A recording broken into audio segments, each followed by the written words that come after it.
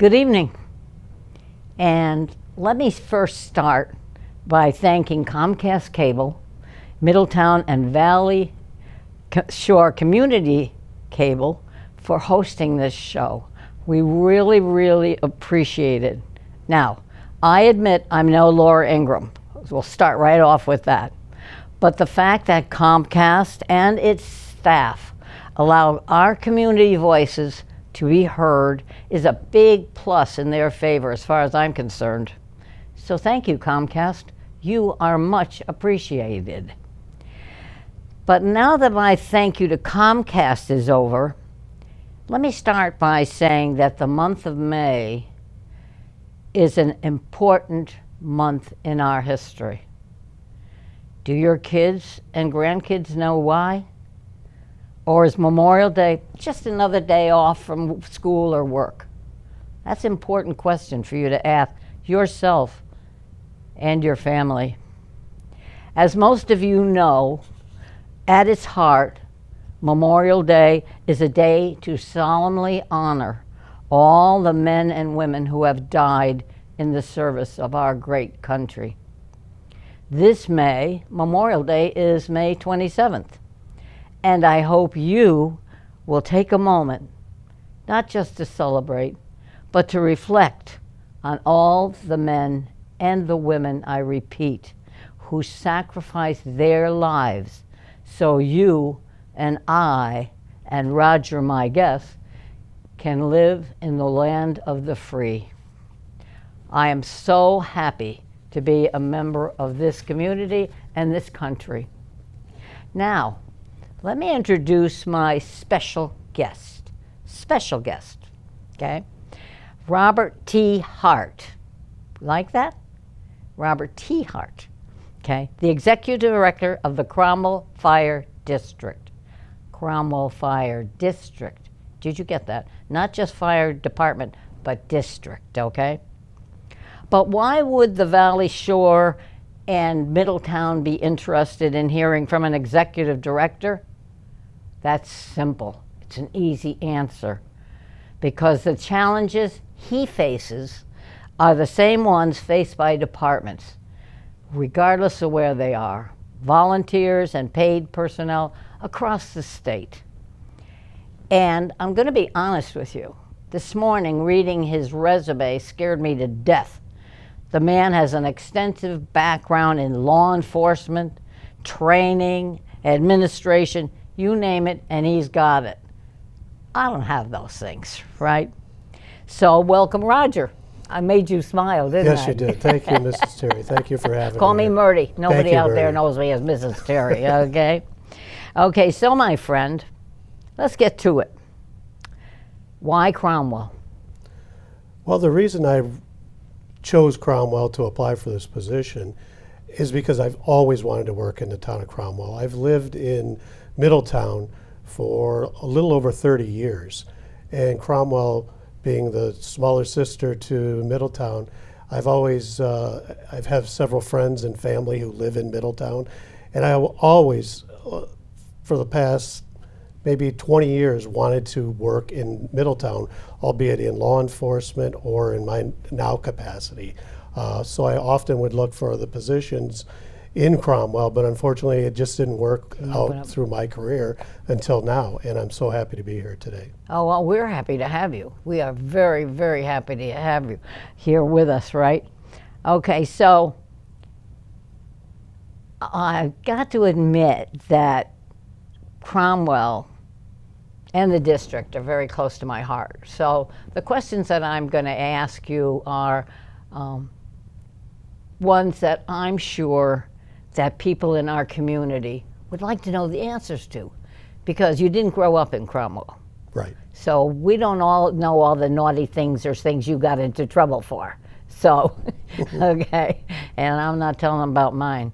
But anyway, it's important in a small community, I believe, that people know who their leaders are. They've got to know who the leaders are so they have faith in you. So one, I'm glad you chose Cromwell. Two, I'm glad you chose the fire district because I think there's going to be an opportunity for growth there, not just for you, but for the district and the department. I agree, definitely. You agree too? I do. Okay. All right. So we got some questions. Sure. You ready? I'm ready. Okay. Fake it if I missed one. All You right. got it. Okay. Okay. There are people in the community, and I learned this myself, that don't know just how many hats an executive director wears. Care to talk about them a little? Oh, absolutely. And I've been asked that question, what exactly do you do there, because a lot of people don't understand the position. The Cromwell Fire District is very unique, as you know. I mean, established in the late 1800s as a water district, and ultimately in the early 1900s established as a fire district, one hand in hand together working to protect the people of the community. And as an executive director, in the hierarchy, the fire board commission is above me. I'm next in the hierarchy, and then all the department heads fall under the executive director. Now, some people may wonder, well, why do you need an executive director? Well, there needs to be a common point to work with the commission to try to bring our goals forward. And an executive director deals with all the business aspects of what goes on behind the scenes that most people don't know about. My experience primarily is in law enforcement, but on the administrative side. And there's a whole business behind law enforcement, as there is a whole business behind running a water district and a fire district. Human resource issues, collective bargaining with unions, contracts with various contractors that work throughout the district. Just the day-to-day business operations all run through the executive director's office. See, Roger, I am sure that a lot of people out there in the community just, oh, here comes my water bill, I'm going to pay it. Here comes the taxes, I got to pay them. They have really no idea what goes on behind doors during the day, and that we need your kind of expertise in that office to lead us down the right path. So I'm really, really happy that you've taken this position. So well, thank you so much. You get an A+ for that well, part thank anyway. You. I and really for the appreciate answer, because that answer was great, and I'm sure that it answered a lot of questions from the community. I think that's really, I'm very community oriented. I like our Cromwell community a lot, and they've been very good to me. So to have you come in with such a positive attitude about Cromwell, the water district, the fire district and all, I find that very, very gratifying. So that's your A+. Well, thank you so Okay, much. so we'll get on that. Now, this one I like because it makes you think. Okay? So don't ask it to me back. Just keep it yourself. Okay. Okay.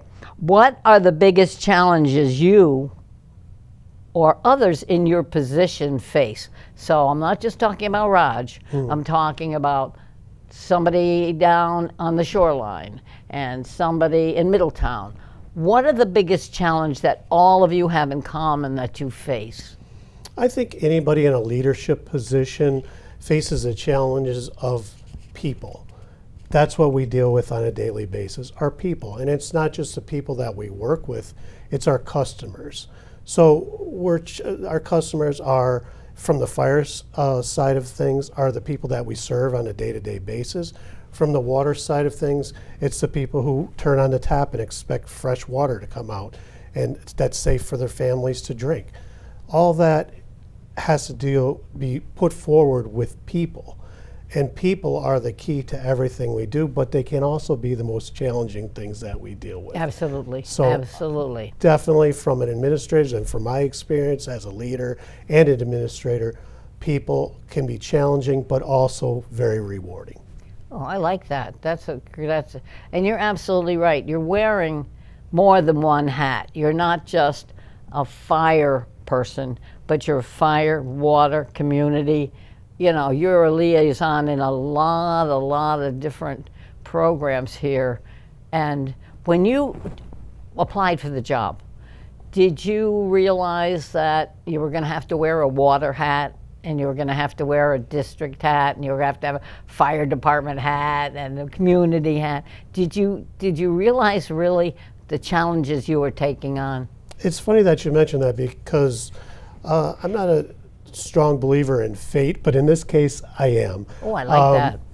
When I first stumbled across the resume, I had recently left my previous position, and I was tried retirement for a small period of time and realized I was not ready to retire. So I just happened to stumble across this job description for this position. And I read through the job description, I read through what they were looking for in the person, and I said, this is me. This is me. This is exactly. So to answer your question, yes, I was well aware of everything I was getting into when I walked in the door. And Julius, being the person that I replaced as a former executive director, Julius Netto, incredible man, helped me through several weeks of in-house training to show me everything that I needed to do, wearing all those hats that you talked about. Absolutely. And how in-depth it actually is. So I knew on the cursory level, but Julius was kind enough to stick around and show me the depth of it all. And now, being here for like 3 months now, I feel like I have a pretty good grasp on things moving forward. Roger, I have to tell you, I think that is absolutely the most gracious and warm kind of a accolade that you could give to my friend Julius. Julius and I have been friends for years and years and years, and to hear you, somebody new into the community, to say those wonderful things about somebody who's been part of our community for so, that is very, very gracious, and I really, I know I speak on behalf of a lot of the community when I say thank you so much for that. That was so gracious of you. I really appreciate it. So now, what would you, from what you've said, I gather that one of the challenges in your position is going to be dealing with the community and also your personnel people. Correct. Because you're going to have a lot of different personalities. They're going to be the ones that go, oh, we never did it that way before. I spent 25 years in human resources, so I've heard that, oh, we never did, Murdy, we never did that way before. Well, too bad, we're doing it that way now. Do you have a problem with that? Well, I think people are the same, whether it be in law enforcement or office administration or in fire department or water division employees. We're all the same. We are all somewhat concerned with change. So I think the best way to deal with change is to keep people informed. Well, I like that. Employees need to be informed in the direction that the district is going. They need to be part of the answers to the problems. You can't just come in as a new administrator or executive level person and say we're going to change A, B, C, and D without discussing getting the history of why we're doing things the way we're doing it, getting the feelings of the employees, talking to everybody that it affects, talking to the customer, the end product person, and saying, how can we do this better, or are we doing it good enough? If you get buy-in from your employees and you get buy-in from your customers, that's the way you have to do it. And that's how, in my opinion, in my experience, I've met that challenge. Oh, excellent. I love that, because, as I said, having dealt in human resources for 25 years, I realize that a happy group can make or break you. Absolutely. They really, really can. I have to throw some accolades to CLMP and Northeast Utilities when we had a hurricane coming in, and linemen and cable splicers and meter readers were all lined up on the back deck waiting for that storm to come in and be over so that they could go out and help the community, find out if the hospitals were out and, where else, and if it was orphanage and the boys club. And to this day, I remember those people the front line, like you're talking about, the front line, and they have to be appreciated. I'm so happy to hear you say that you recognize that it's not just living in the tower on West Street. You got to be there with the ground level too. I love that. I love that. Absolutely. And I have to mention too that it's easy when you have good people. Oh, absolutely. And there are solid people in this district, from the chiefs down to the boots on the ground folks. They're solid. They know what they're doing. They're very, very good people, and I'm happy to work with them. Wow, I'm happy. Sitting on the commission as I do, that makes me extremely happy, because that's, as you say, that's the bottom line, and they're the force that's out there taking care of us. And I think that's just wonderful. Now, one of your challenges is going to be, I believe, I may be wrong, you can say, Murdy, you know what you're talking about. Feel free, okay? But how do we get the message out to young people just how valuable an asset the fire district, the fire department, the police department, how do we get that message out to the young people nowadays? They spend half their lives behind some kind of a computer playing games. They spend the other half of their lives on the phone, playing, talking to each other. I mean, you and I are sitting here looking at each other, talking to each other. But if we were 18, we'd be sitting here with our phones talking to each other. Drives me absolutely, I'm an old-fashioned girl, drives me crazy. How do you face that challenge of getting young people involved? I think it's, as you mentioned, it's not just my problem, it's public safety It certainly across is, the yep. board, you know. And I think we, as problem solvers, have to meet them where they are. So if they're I like there, that, but you're on- going to explain that a little if more. they're Gotta on meet social- them where they are. if Go ahead. they're on social media, then we need to be on social media. But we also need to make an effort of going to them where they are physically. As you and I are talking face to face, we need to get into the schools, we need to get into the colleges, we need to let them know how great public service is, because public service, we're not in it for the money. No. We're in it for the public service. Absolutely. That's it in the long run. Absolutely, And absolutely. I've received great rewards throughout my career of being a public servant. And that's why I wanted to continue as a public servant in the community of Cromwell, because of the pride that I take in being a public servant. And we need to be able to foster that feeling of pride in the young folks, in the youth, so they understand that there's more than dollars and cents. There's a pride of being part of a community and giving back service to your community. See, I like that.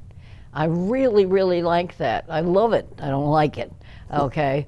But it's going to be a challenge for you to get into the schools and to get into sending messages to kids, because let's face it, the schools are not used to that anymore. Years and years ago, we would have an open house. I was on the Board of Education. Have an open house and invite the fire department and the police department and social services and all. They would talk to the kids. You know, Yes. you want to be a social worker? Well, you know, let me tell you what you have to have and what you have to look for, and this and this. And you want to be a policeman? Talk to that person over there, because he's a policeman. He's going to tell you all about it. But I haven't heard we've been doing much of that in the schools. And I may be wrong. Maybe I just don't hear it because I'm older. But are you considering doing like an open house for, I'm just asking this, I'm not putting pressure on you, please do not misunderstand. An open house for youth in Cromwell, to have them come and talk to your fire people and your department people, and, you know, have you considered anything like that? Well, I think that a lot of that has to go through the chief, the fire chief, actually. Okay, good point, But good I know point. recently, you know, anytime that the fire department, the command staff, all the fire departments, all the way down, like I said, to the boots on the ground, anytime they come into contact with youth, with younger folks who are interested in it, that's their opportunity to foster that interest. Right. We were recently at the high school doing a mock crash I saw those yeah, cars absolutely. that scared the heck out of Yeah, me. we tried to put out a notice to let everybody know what was going on, but it was a mock crash. And those opportunities, we try to foster that need or that want to be involved in public safety. Many colleges, high schools have career days. Those are our opportunities to slide in and do those things that you talk about. Set up a booth, set up a table, I love it. and have folks come and talk to us about what it is really like to be a firefighter, what it is really like to be a police officer. Oh, I think that's fantastic. I think we need to open those doors. I Yes. really, really do. Because I think that, and this is just Murty's thoughts, okay, that our kids spend so much time on the computer where they don't hear things, you know what I mean? It's play games, it's do this, it's do the next thing. But hearing you talk about, boots on the ground and, being there to help the community and all, that's something you don't get out of a Facebook page. Right. So I mean, I think that's terrific if you can do something like that and get into the schools and get into any place that we can bring our message to. That makes me very happy, Roger. Well, I can share a story. Early on in my career, I was part of the community police division, and part of the community police divisions, we would have the opportunities to go in career day and speak to I love that. to the youth. And I went to a middle school, and I was speaking to a group of middle school students, and I actually brought a accident reconstructionist book. And I said to the class, I said, well, you may wonder why you have to do algebra. You may wonder why you have to do geometry. And I said, take a look at this accident reconstruction book, and I passed it around the room. And you'd be surprised that there's so much geometry involved in accident reconstruction, algebra, geometry. So I said, the next time you ask your teacher why, if you're interested in law enforcement, interested in accident reconstruction or mapping crime scenes, take a look at this book and understand why you want to have math in your background. And believe it or not, several students afterwards came up to me and said, thank you very much. I had no idea there was so much math in police work.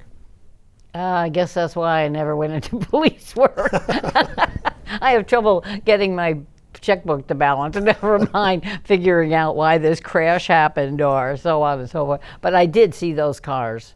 And that was eye-opening to me. Definitely. Because we're coming up to that time of the year where the kids are out to the proms and the graduation. And all this is a big time of the year for them. And, they're going to the beach and this kind of stuff. And I'm going to tell you, I drove by the high school and I looked twice. I couldn't believe that those crashed cars were there. Mm-hmm. I'm hoping, like you, that there was a message there. Use your head and get off the darn phone mm-hmm. and do what you need to do to stay safe and stay alive. I like that, Raj. I really like it. Now, if I was a young gal, get that, I would say that 100 times, young gal, okay? And I wanted to get involved with the fire district, where would I start? Well, I think probably a good place to start is through the volunteer service. We have an excellent volunteer group here in Cromwell. Mainly the volunteer group is housed out of the West Street Firehouse. Oh, okay. So easy to contact some of the folks there in the volunteer program. There's definitely a lot of folks that can help them get involved, get them familiar with some of the procedures of what we do, some of the gear that we use, and to create that interest so that maybe at some point they would want to become a volunteer as well, get some training, and ultimately make the move to become a career firefighter. I like what you said, particularly there, and I hadn't even thought about that, but teaching them about some of the gear that you use. Personally, I know a lot of young people that like that hands-on. Mm-hmm. I don't want all the stuff in the cloud. I want to be able to touch something, do something, accomplish something.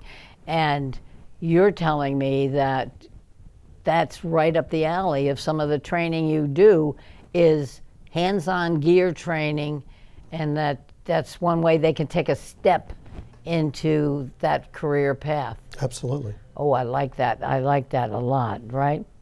Now, we hear a lot, particularly now, about mutual aid, okay? And so, are we really involved in a lot of helpful situations with mutual aid to surrounding towns? Absolutely. I mean, mutual aid is crucial for what law enforcement does, what fire service does, because we can't all afford to have a huge police department. We can't all afford to have a huge fire department. So we rely on our brothers and sisters from our neighboring communities to come in and assist us. This past weekend, we had a structure fire. Many communities came in and helped us. Rocky Hill, Westfield Fire District, Middletown Fire District came in and helped us, and I may be missing one or two. I apologize if I do. And conversely, later in that day, Westfield had a fire on East Street, and we went to assist them. Oh, so wow. mutual aid is very important. I do not know our mutual aid system as well as, of course, as our command staff in the fire department. Right. Being fairly new to this position, and it's kind of outside of my purview. Right. But it is a crucial part of what we do in fire and law enforcement. See, I like that. I really like that. I like the idea of Cromwell, small department, being able to go help Westfield or be able to go to Middletown or, up to Rocky Hill. Everybody working together. That's really, really what it's about. So that mutual aid and the fact that our department will go out, we're not snooty and we're not going to this little, tiny fire up in a barn somewhere, but when we're called, we go. Absolutely. I like that. I really, really like that. Oh, wow. Okay, now let's go back to the young people in the high school, and they want to become a firefighter or they want to work for your department, okay? Do they get on-the-job training, or do they have to come to you with some kind of a background? Where do they start? As I mentioned before, probably the best place for somebody young wanting to get involved is through the volunteer services. We're having a difficult time right now staffing our volunteer house, and any interest as far as volunteerism goes is important that you follow through, because we really, really need volunteers in the fire service. I think that's the key to get your foot in the door. Next, the way Cromwell does their hiring process is they do look for certified firefighters. And we have a part-time list that we use of part-time employees. And then once we get to know the part-time employees, if they're interested in becoming a career firefighter, then we give them the opportunity to move to a career firefighter. There may be some times in the future where, especially based on the needs of the Cromwell Fire District, we may put people through the fire academy. So again, but right now we're not doing that. A lot of it has to do with the expense of the fire academy. Okay, now, being a novice, and an old novice, okay, talk to me about the fire academy. Suppose I have a young gentleman, my grandson wants to be a firefighter. What does he or a granddaughter get? How do they get into a fire academy? My knowledge of the fire academy is somewhat limited. That's as all I right. mentioned. You're just giving us Yeah. a hint. Yeah. So I'll tell you basic that I know. Usually you're sponsored, very similar to the police academy. You have to be sponsored by a community. Oh, okay. So a community will hire you with a tentative agreement. They do a background, and they say to you, okay, if you meet all these standards, physical standards, mental standards, and then we're going to send you to the fire academy. And you have to attend the fire academy, and you have to get a certain amount of grades. You have to be able to pass practical as well as academic. And once you've succeeded, then you become a firefighter status, and then you have to go back to your community and learn how to bring those skills that you learned in the academy to the career of being a firefighter. Oh, I like that. Okay, I like that. But I think that is helpful to anybody out there, especially the young people that might be sitting there watching because they have nothing better to do. Okay, and that gives them an idea of, if I really want to do this, where do I start? Because there is not a lot of information out there as to how do I get my foot in the door. And I think you just opened that door a little for them, and I think that's very, very important. At least that's the way I look at it, so, you know. Okay, now, with the growth of the population in the town, and a lot of the population being older, okay, how do you handle, with your limited staff and apparatus, handle all the calls you must suddenly see increasing with the senior population for ambulance, and somebody's fallen, and how do you handle that with the limited staff that you've got? When I don't mean staff derogatorily, I mean it as you've only got so many personnel that you can send out. How do you handle all those extra calls? Certainly, Maria, I understand exactly what you're saying. We do the best we can, you know. At sometimes there are multiple calls that come in Yes. at the same time. We do the best we can with sending engines or ambulances or any amount of personnel that we can get to the scene to assist the people as best we can. Recently, with the budget process in the flow that it is, in fact, we have a vote coming up soon where we're going to vote on whether or not to allow the Cromwell Fire District to bring on 8 new career positions. Oh, wow, okay. So that will increase our staffing and enable us to respond to more calls at once. We'll have more people in-house to send out, and it also will increase our part-time staff a little bit as well. So we'll have more people to man engines, man ambulances, hopefully put an extra ambulance on almost every day, and be available. Now, when we don't have the staff, then we have to rely on neighboring communities, mutual aid, and commercial ambulance services that come in. We'll Okay. certainly make sure anybody who calls for help, you're going to get help. You're going to get help. Definitely. And that's important. Absolutely. That's It's important for everybody. As I said, the population is growing here. We've got some senior housing that's just opening up in town. And I know that there's going to be more of a call for that kind of support. Just no. Now, how would you say, I'm putting you on the spot here, you ready? I'm ready. Feel free. All Okay. right. If you want to bolt, go okay. How would you say we stack up as far as our payroll for our full-time people? Can we compete with other towns? Can we compete with Middletown? Are we going to lose our qualified staff for money to other towns? Well, I'm glad you are asking that question. So our current payroll Yeah. pay scale right now is competitive with Oh, other fire departments. thank We you. are competitive. Okay. Thanks to some negotiating with the union over the last collective bargaining. Prior to me coming here, Mr. Netto, the fire chief, sat down with the union and worked out a deal where they increased our pay scale for all levels, firefighters, EMTs, the lieutenants, and we moved, not only increased their pay, but also gave them a little bump in the weekly amount as well. So that's making us more competitive.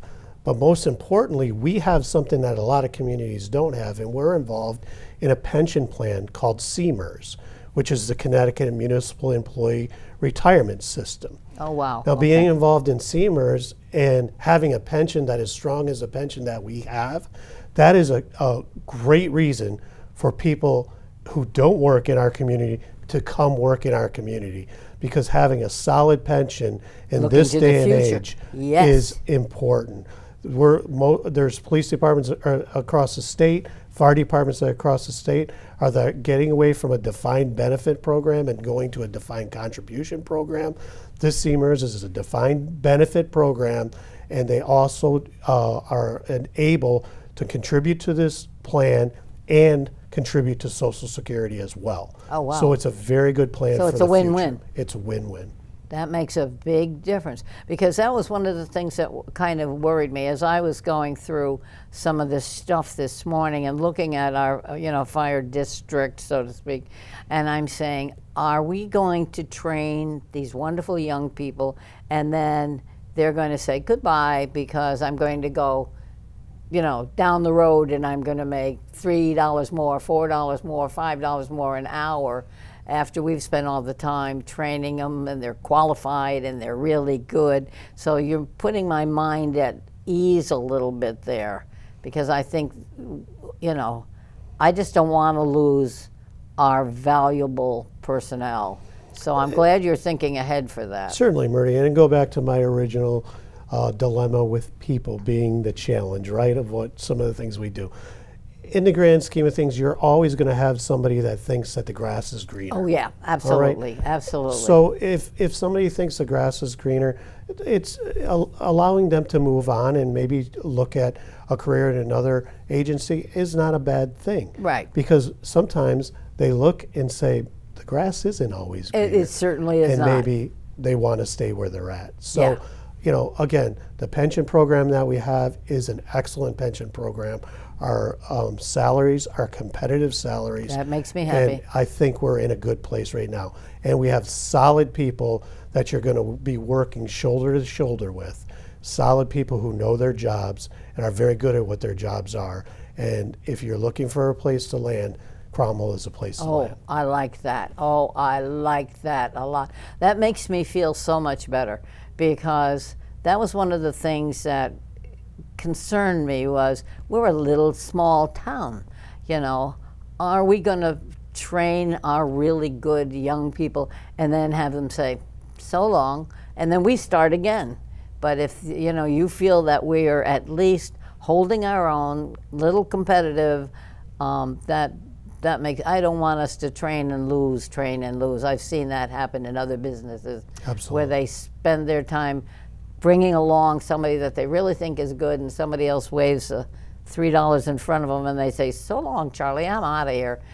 So I'm so glad you're looking to keep our personnel happy, well provided for. I think that's a good way of putting, and moving into the future with that kind of an attitude. I like that a lot. And you're absolutely right. Young people don't think about a pension. They don't think I'm never going to be 62. I'm never going to be 65. But when they get a little bit later, sometimes in their 30s, 35s, they start saying, I better start thinking about retirement. And that's when they start doing what they should have been doing all along. So I give you a lot of credit for that, that's for sure. Now, I'm going to put you on the spot again. I love this. This is my favorite part. Okay. From what we've just talked about and the senior population growing in town, are we going to need more ambulances? Again, it's certainly a possibility. Having the extra staff that we've budgeted for in this upcoming budget certainly will help us. At some point in time, again, this is, I don't want to delve into what the staffing and the personnel. No, I don't. That's this primarily, is a generic. But absolutely, I think the more ambulances that we have, the better off we are, because they can be treated by people from our district, not from commercials. Yep. And we have a high standard here, so we want to carry that high standard and give that high standard of product to the community members. So absolutely, having additional ambulances would be a plus. We're noting in our calls for service, in fact, we're having a high volume of EMS calls. Oh, I bet. So I'm sure that would warrant additional ambulances. Again, that's between the fire chief, his command staff, and their decisions, coupled with the budget to be able to do their staff. Yeah, because right now, people are, you can't get off the television, can't get off of your internet or anything without you seeing inflation, and this is more expensive, and that's more expensive, and that frightens people. And so if they see the budget growing in Cromwell in the fire district, that frightens them. Sure. But if you've got a really good and rational reason behind this, we've got an older population, we need an ambulance, we need to be able to protect you, all that kind of stuff. I think that somewhat counteracts the negativity of, oh, they're costing me more money, you know. So I like where you're coming from with that. Well, there's one message I would like to get out as the Go. executive director, that I want people to have faith in me and understanding that I am a very conservative budgeting person. Oh, I like that. Do I that really, again. You're really a am. very, I'm very conservative conservative. I budgeting am. person. I You am. just made, yes, go And ahead. if a dollar is being spent out there, I'm going to ensure that 100% of that dollar goes to the service of the community. And I pride myself and have through my entire career as making sure that if we're paying for something, there's a need to pay for that something, whatever Excellent. it is. I love it. I love it. Because as I say, the population in Cromwell, a lot of it's people moving into town that are older, me older, okay. We want the service, but we also worry a lot about, can I afford this? But it looks to me like you're thinking ahead as to how to help, so to speak, and keep the payments down and the budgets down and all that kind of stuff. Absolutely, every day. I love it. I love it, love it, love it. I think that's great. Now, what do you foresee as challenges to the department coming up? If you had to pick, let's say, 3 things that you say, okay, Murdy, these are the things that keep me awake at night, what would they be? Yeah, I would think that going back to some of the things I said earlier, one of the biggest challenges right now is staffing volunteer houses. Volunteer fire departments are across the nation are becoming smaller and smaller and smaller. So that is probably the number one issue that really haunts me at night, is thinking that our volunteer staff is dwindling. We need to do our best to try to foster that volunteerism in our community and keep that going. Secondly is increasing taxes. Being a conservative person, I worry about every dollar that we're going to increase our budget moving forward and how that money is going to be spent moving forward. And number 3, I think I'm always thinking about ways to generate additional revenue to reduce taxes for the community as best we can. Well, I because get- we are a district, we do have ways of having revenue streams coming in. And I think that's very important, looking for grant opportunities, anything we can do to try to minimize the burden on the taxpayer. See that? I like that so much, and I haven't heard that put in exactly those words. And it sounds to me like you think these things through before you make a move in any you know. You're Absolutely. facing these challenges before they hit the road, so to speak, you know. I'm glad you're staying awake nights worrying about the budget, then I'm not alone. No, I know.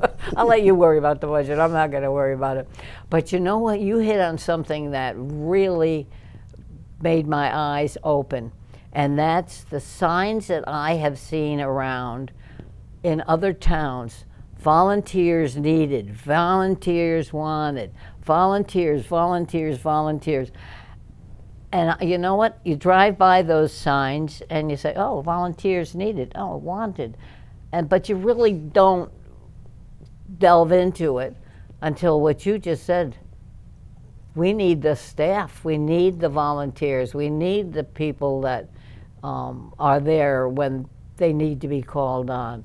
So how do we open up that stream? Well, to that point, Murdy, when folks see those signs, I see them. Yeah. and they're driving by and they see these signs in your community, it's kind of a daunting process to think, well, how do I get involved? I'm just me. Joe neighbor who lives up the street.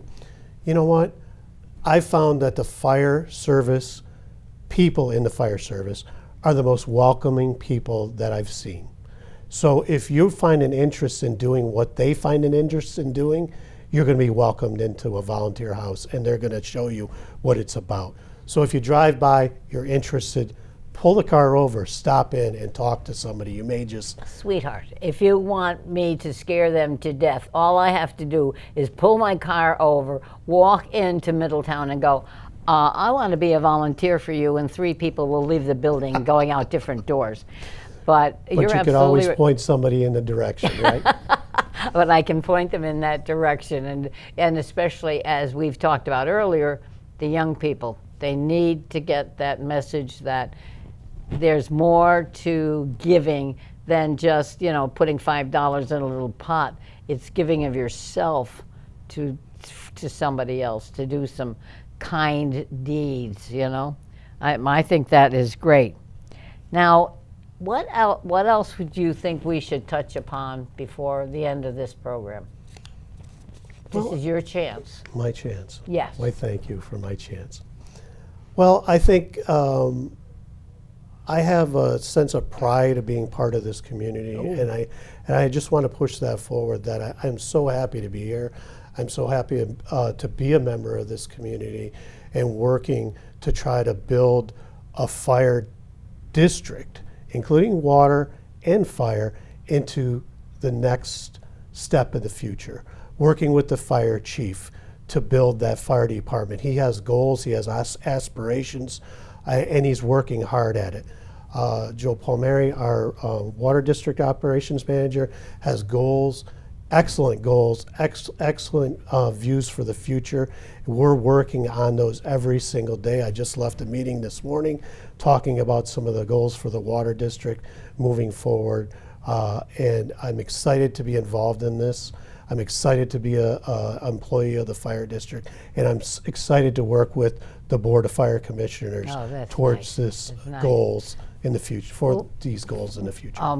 Before we end up with this program, what I'd like to do is, because you brought it up and I was skating around it, I didn't know whether you wanted to get involved in it or not, but water, because you did bring it up, so I said, I had, up till this point, I had been zeroing in on fire district, so to speak, but you're also responsible for the water in this town. Have you found that a challenge? You know what? Again, and I have to go back, having good people in the right positions make my life so much easier. Okay. The water district has a very small footprint as far as employees go. They do a lot with a small amount of people. The budget that we have moving forward, we're looking to increase that by 1 person. And that cost is absorbed in the budget and will be no cost towards, no increase in the cost of water towards the folks here in the community of Cromwell. We took money from fund balance and put it in there, and there's only a 0.42% increase on the water division's budget. Wow, that's terrific. Very nominal. And we offset it, like I said, through fund balance. Through fund balance. So there will be no rate increases. And that will give Mr. Palmieri an extra person to help him on the road. But we have an excellent staff. They're doing an excellent job. And I just get out of their way and let them do their job. I love that. I get out of their way and let them do their job. Well, let's see. Is there anything else you think that we missed that we ought to talk about? Well, I think we covered a lot of issues this evening. I think they have too. And, I think most importantly, if we affect 1 or 2 people that maybe want to get into the volunteer fire service or wanting to get into public service altogether, because public service is rewarding. My 35 years in law enforcement, I have so many stories where I was able to help people, and that helping people is so much more rewarding than just getting a check at the end of the week. Oh, right. I like that, Roger. I really, really like that. I'm so glad that you took this position. I'm so glad that you're part of the Cromwell community now. I think that you're going to be an absolute asset. I'm so pleased. I'm so happy you came to be on the show today. Well, thank because you know what? You see a name, and there's no face that goes with it. You see a name, but there's no warmth that goes with it, And so what I'd like to do is have you just say your closing to the community, whatever you'd like to say. This is your couple of minutes. And then I'm going to thank, so don't steal my thunder, because I'm going to thank the military and all that. So you say what you'd like to do to the community. Certainly. Thank you, Murdy. I appreciate you having me here this evening. You know, again, as a public servant, I think that it's our job to do the best we can for our customers, the public. And if there's ever anything that I can do to help the customers, albeit in the fire district or on the water side, please do not hesitate to reach out to me. I'm available if you want to give me a phone call, email, a letter in the mail, you name it. You have a problem, we're problem fixers, and we'll be there for you. I thank you so, so much. Thank I you. really, really mean that. Okay, now what I would like to do is say my thank yous, because this community means so much to me. This has been my home for so many years. I raised my children, as you know. It's just my home, okay? And I just want to say thank you, first responders, and our teachers, and our military, and our law enforcement. Without you, we would be nothing. Thank you, and good night.